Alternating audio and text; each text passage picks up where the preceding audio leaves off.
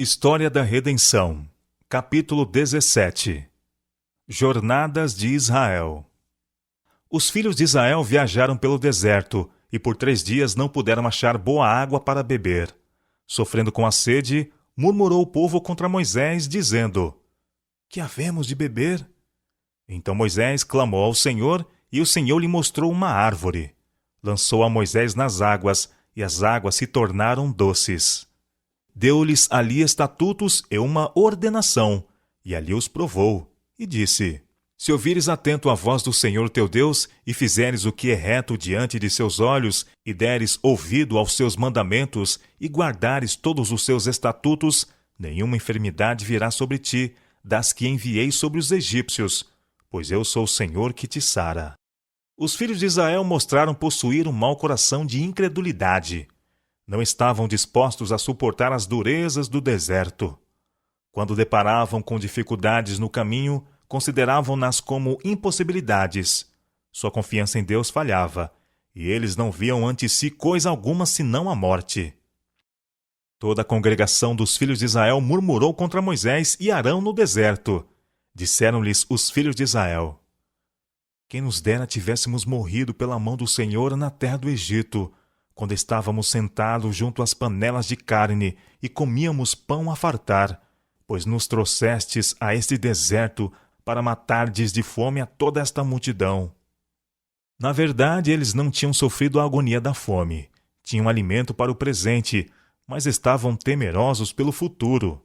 Não viam como as hostes de Israel subsistiriam em sua longa jornada através do deserto.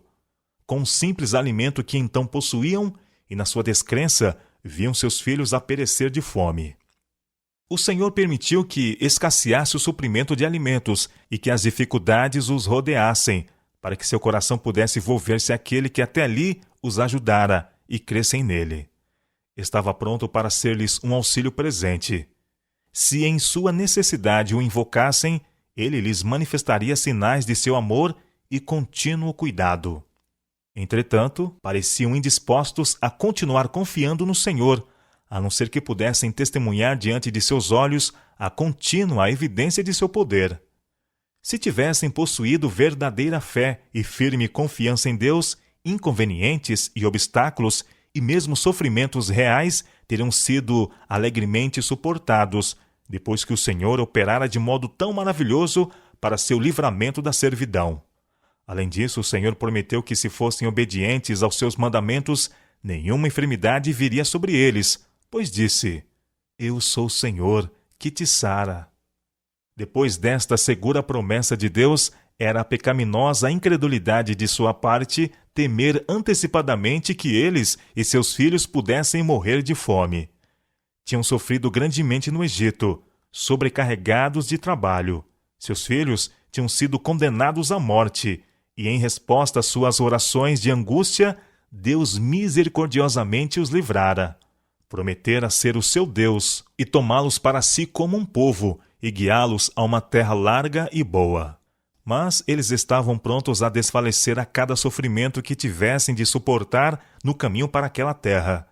Tinham suportado muito mais em serviço aos egípcios, porém agora não podiam suportar o sofrimento em serviço a Deus.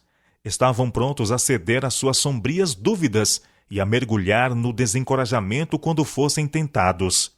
Murmuraram contra o devoto servo de Deus, Moisés, e o acusaram de todo o seu sofrimento, e expressaram desejo ímpio de permanecer no Egito, onde podiam se assentar junto às panelas de carne e comer pão a fartar.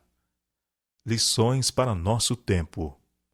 A incredulidade e a murmuração dos filhos de Israel ilustra o povo de Deus ora sobre a terra. Muitos olham para o Israel do passado e se maravilham de sua descrença e contínua murmuração, depois de o Senhor ter feito tanto por eles, dando-lhes repetidas evidências de seu amor e cuidado. Acham que não se deviam ter mostrado ingratos. Mas alguns que assim pensam, murmuram e se queixam ante coisas de pequena consequência. Não se conhecem a si mesmos. Deus os experimenta com frequência e prova sua fé com pequenas aflições, e eles não suportam a prova melhor do que fez o antigo Israel. Muitos têm suas necessidades presentes supridas, Mesmo assim, não confiam no Senhor para o futuro. Manifestam incredulidade e caem no abatimento, no desânimo, em face de necessidades antecipadas. Alguns vivem em contínua preocupação, com medo de que venham a ter necessidade e que seus filhos sofram. Quando surgem dificuldades ou eles são postos em aperto, quando sua fé e seu amor a Deus são provados, recuam do sofrimento e murmuram do meio escolhido por Deus para purificá-los. Seu amor não se prova puro e perfeito para suportar tudo. A fé do povo de Deus do céu deve ser forte, ativa e perseverante, à prova das coisas que se esperam. Então a sua linguagem será: bendize, ó minha alma, ao Senhor, e tudo que é em mim bendiga ao seu santo nome, pois ele me tem tratado generosamente. A abnegação é considerada por muitos como sendo real sofrimento. Os apetites depravados são tolerados, e uma restrição ao apetite não saudável levaria até muitos professos cristãos a iniciar agora um retorno, como se a inanição fosse a consequência de um regime simples. E à semelhança dos filhos de Israel, prefeririam a escravidão, corpos enfermiços e mesmo a morte, a serem privados das panelas de carne. Pão e água é tudo que foi prometido aos remanescentes no tempo de angústia. O maná. E quando se evaporou o orvalho que caíra, na superfície do deserto restava uma coisa fina e semelhante a escamas, fina como a geada sobre a terra. Vendo-a, os filhos de Israel disseram uns aos outros: que é isto? Pois não sabiam o que era. Disse-lhes Moisés: isto é o pão que o Senhor vos dá para vosso alimento. Eis que o Senhor vos ordenou. Colhei disso cada um segundo o que pode comer, um homer por cabeça, segundo o número de vossas pessoas. Cada um tomará para os que se acharem na sua tenda. Assim o fizeram os filhos de Israel, e comeram uns mais, outros menos.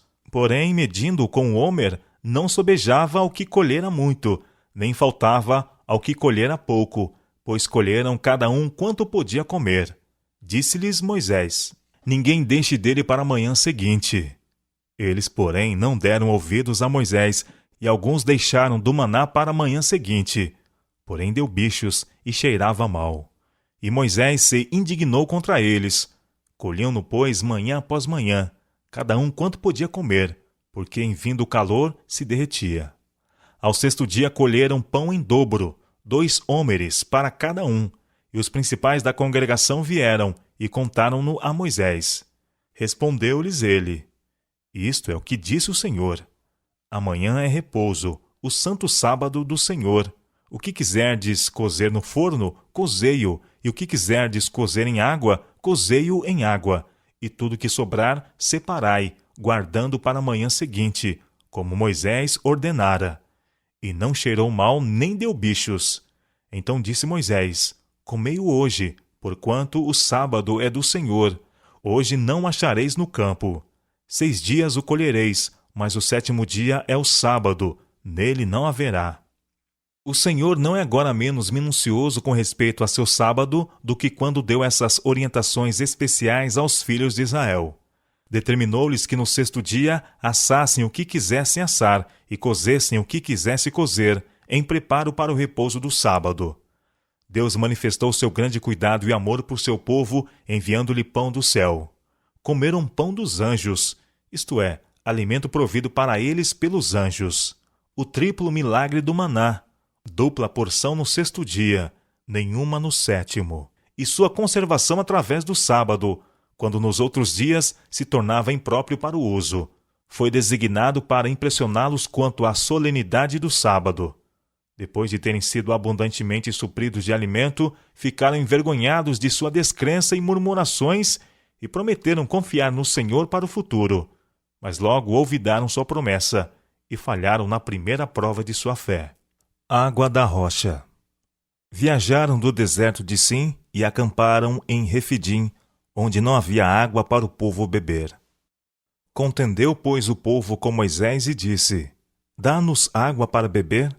Respondeu-lhe Moisés: por que contendeis comigo? Por que tentais ao Senhor? Tendo aí o povo sede de água, murmurou contra Moisés e disse: Por que nos fizeste subir do Egito, para nos matares de sede a nós, a nossos filhos e aos nossos rebanhos? Então clamou Moisés ao Senhor: Que farei a este povo? Só lhe resta apedrejar-me. Respondeu o Senhor a Moisés: Passa diante do povo, e toma contigo alguns dos anciãos de Israel. Leva contigo em mão a vara, com que feriste o rio, e vai. Eis que estarei ali, diante de ti sobre a rocha em Horebe. Ferirás a rocha, e dela sairá água, e o povo beberá. Moisés assim o fez na presença dos anciãos de Israel, e chamou o nome daquele lugar Massá e Meribá, por causa da contenda dos filhos de Israel, porque tentaram ao Senhor, dizendo: Está o Senhor no meio de nós ou não?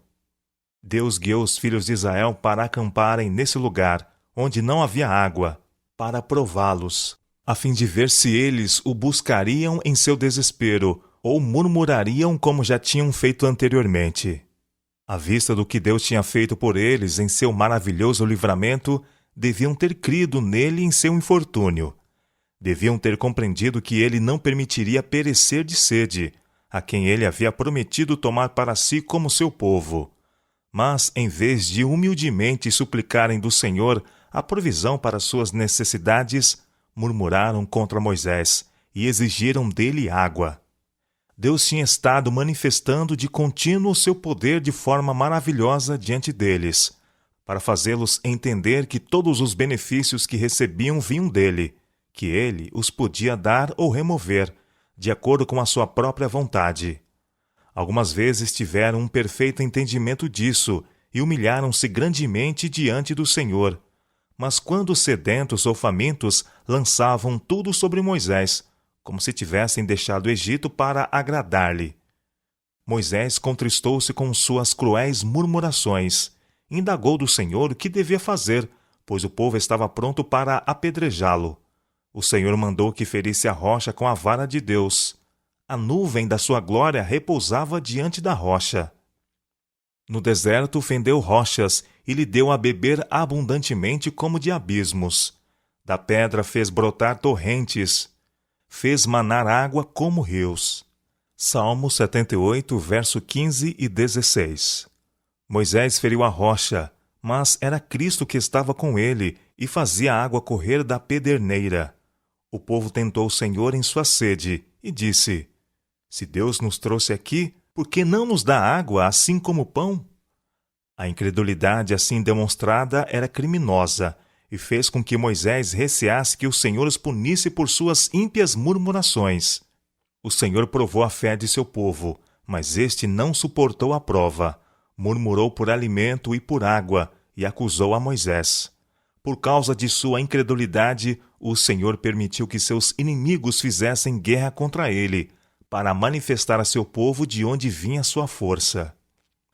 Livramento de Amaleque. Então veio Amaleque e pelejou contra Israel em Refidim.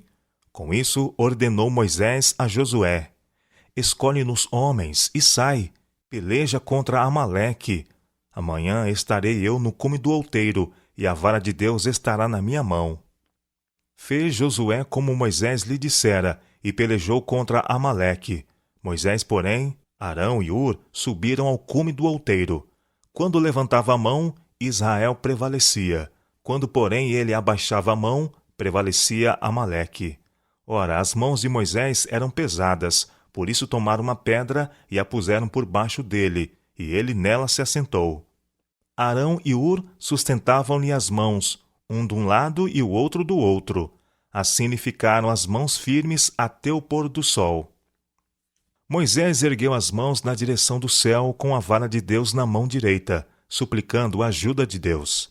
Então Israel prevaleceu e afugentou seus inimigos. Quando Moisés baixou as mãos, viu-se que Israel logo perdeu tudo o que havia ganho e estava sendo vencido pelo inimigo.